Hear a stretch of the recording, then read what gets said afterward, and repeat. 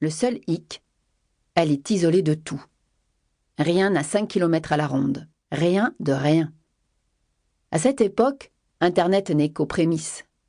Ce n'est pas encore le super moyen d'être proche de ses proches, à l'autre bout du monde. Alors, chaque semaine, je lui écris de longues lettres auxquelles elle me répond. Je sens son isolement de plus en plus grand et un brin de déprime en toile de fond. C'est alors que je lui propose de lui envoyer un colis avec tous les livres que j'ai aimés passionnément et qui sont là dans ma bibliothèque. Enfin, pas tous, une sélection. Puis, je décide de joindre au colis un livre qu'elle pourra garder pour elle, comme un souvenir, un petit cadeau. J'ai toujours aimé faire des surprises aux gens que j'aime. Je pars donc en quête de ce fameux livre dans la librairie la plus proche. Je tombe sur un petit livre d'un Rose Peps. La positive attitude des paresseuses, d'Olivia Toja. Je feuillette le livre. J'aime le ton et l'humour. À travers ces pages, je vois le sourire de ma sœur. J'achète. Et ce que je fais ensuite, sachez que je ne l'avais encore jamais fait. D'ailleurs, je ne l'ai pas refait depuis. Je me dis que ma sœur n'est pas à 1 ou 2 jours près de déprime. Oh, et je décide de lire le livre avant de lui envoyer dans le colis. Oui, j'ai osé faire ça. Et dans ce livre, il y a un tout petit paragraphe qui va changer le reste de ma vie. Je ne le savais pas encore. Je lis pour la première fois le mot « chi ». À ce moment précis, je ne comprends pas qu'il s'agit de l'énergie de la maison. Je vous expliquerai plus en détail cette notion fondamentale. Franchement, je n'ai jamais lu ce mot. Et pour tout dire, je n'y comprends pas grand-chose. À ce stade, la seule chose que je saisis est une forme d'amusement. Je suis amusée à penser que mettre en pratique ce qui est dans ce livre pourrait avoir un impact pour moi. Voilà ce qui est dit. Pour que le chi soit bénéfique, il faut fermer la porte de la salle de bain. Ainsi soit-il. C'est mieux pour l'énergie et c'est feng shui. Feng quoi? Encore un nouveau mot? Vous retrouverez la définition de ce mot dans le petit précis de vocabulaire qui suit. Alors, le soir venu, c'est l'annonce officielle. À partir de maintenant, nous fermerons toujours la porte de la salle de bain. C'est écrit dans le livre. Il le faut. Les débuts sont difficiles. Le couloir n'est plus baigné de sa douce lumière provenant de la salle de bain. Il me paraît sombre. Mais je poursuis l'expérience sans mesurer les conséquences de celle-ci. Quelques semaines s'écoulent. Le colis est parti, depuis un moment maintenant, et je croise une amie. Lors de notre conversation, je prends conscience que je ne suis plus autant fatiguée qu'avant. Mais je n'ai rien fait. 3 jours plus tard, je me rappelle du livre. Ce livre disait qu'il fallait fermer la porte de la salle de bain pour garder une meilleure énergie dans sa maison. Je suis en train de réaliser que le fait d'avoir fermé la porte de ma salle de bain est la source de mon état physique, de mon état reposé. Non, cela ne peut être qu'une coïncidence. En même temps, je n'ai rien fait. Sauf fermer la porte de ma salle de bain. Coïncidence ou pas, cela a suffisamment attisé ma curiosité pour que j'aie envie d'en savoir plus. Cette première expérience me donna le goût du feng shui. Oui, à partir de cet instant, je me pris d'un intérêt pour cette discipline, sans encore percevoir tout le potentiel qu'elle détenait en elle.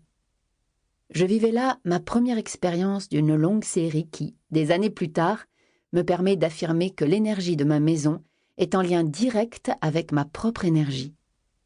Et vous? Avez-vous déjà vécu une expérience similaire? Je suis certaine que oui. Sauf que vous ne le savez pas encore. Faites appel à votre mémoire.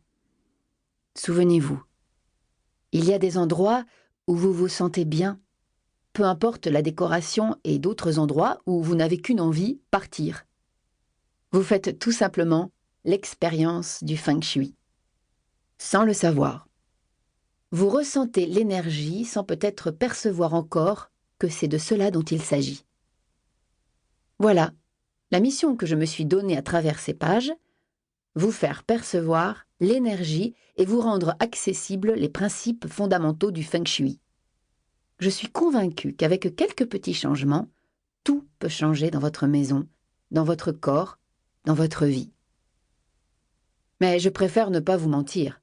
Cela va vous demander de l'implication et de l'engagement. Imaginez, vous avez envie de perdre 10 kilos. Vous achetez un livre sur le meilleur régime du monde en vogue en ce moment. Vous vous inscrivez à la salle de sport au coin de votre rue. Vous achetez les baskets qui courent vite, comme disent les enfants. Mais si vous ne faites que lire le livre, mais si vous ne cuisinez pas, personnellement, je suis contre les régimes et pour une alimentation saine et simple qui varie en fonction des besoins du corps de chacun. Mais si vous n'allez pas à la salle de sport, mais si vous ne prenez pas soin de votre hygiène de vie, par exemple le sommeil qui joue sur la prise de poids si on ne dort pas assez, pensez-vous réellement que vous allez perdre 10 kilos? Je me permets d'émettre un doute. C'est bien la mise en action, la responsabilité de vos actes qui va ou non entraîner votre perte de poids. Il en est de même pour votre maison et son énergie. Écouter ce livre ne suffira pas. En revanche, si vous écoutez ce livre, que vous suivez pas à pas le parcours, en vous sentant libre et en prenant soin d'adapter pour que cela vous corresponde, alors là, oui, un grand oui, il y aura des changements dans votre vie. Je suis intervenue auprès de la famille de Nadine, dans sa maison située à Nantes. À mon arrivée, elle me confie que ses projets sont bloqués, que les études de son fils l'inquiètent. Avec son mari, ils font le constat que rien n'avance comme ils le voudraient. Alors, quand on lit son témoignage quelques mois après les changements opérés dans son intérieur, je ne vous dis qu'une chose, ça a déménagé et à bien des niveaux. Je pense que vos conseils portent leurs fruits. Notre fils a eu son brevet cette année, il passe en seconde générale comme souhaité. Il évolue dans la décoration de sa chambre. Les catcheurs disparaissent peu à peu au profit de posters de Londres, New York ou de rien du tout. Ce qui allège la déco qui était vraiment très chargée. Mon mari a passé un examen interne et a été reçu. Il a donc obtenu une promotion. Nous avons fait un super voyage aux États-Unis cet été et à la maison, les travaux se sont brusquement accélérés au printemps dernier. Changement de notre porte d'entrée, changement du carrelage dans l'entrée et dans notre salle à manger, réfection de la toiture, et il y en a d'autres en prévision. Cela nous surprend, mais on trouve l'énergie pour faire ou faire faire. Voici les effets que vous pouvez attendre du Feng Shui. Ça vous tente? Dans ce livre, je vais partager avec vous toutes mes astuces, mes conseils Feng Shui que j'ai acquis au cours de mes 11 années d'expérience. Mais vous allez aussi découvrir que par des choses ultra simples, vous pouvez changer votre intérieur et votre vie à tout jamais. Rien que ça. Comme Karine qui habite à Paris. Au moment où l'on se rencontre, elle se demande si elle ne va pas partir, car elle se sent mal. Elle ne parvient pas à trouver l'équilibre dans cet appartement qui lui sert également d'espace professionnel. Mon logement a une pièce réservée à mon activité de photographe, studio photo. Je voulais trouver, grâce au Feng Shui, un équilibre vie pro, vie perso. J'avais aussi besoin de conseils déco pour me sentir bien chez moi tout en respectant la partie pro. Ce que j'ai aimé dans l'approche de Nadège, c'est qu'elle donne des conseils qui s'adaptent à notre personnalité. Elle donne confiance et ne porte jamais de jugement. On peut tout lui dire. Elle explique les choses clairement pour que l'on comprenne le pourquoi du comment. Je pensais que, chez moi, le problème venait de la pièce professionnelle.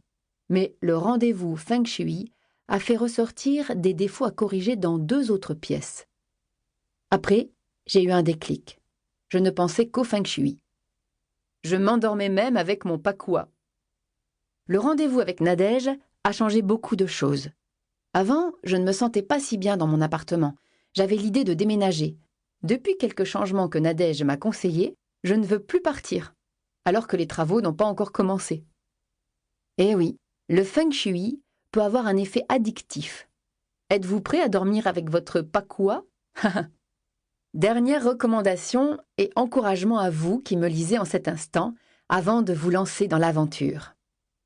Expérimentez. Ce qui va suivre est assez subtil. Je vous invite à faire comme moi, ne pas faire tout ce qu'on vous dit, mais faire tout ce que vous faites en conscience. Je reprends mon exemple de régime. Je le trouve bien parlant.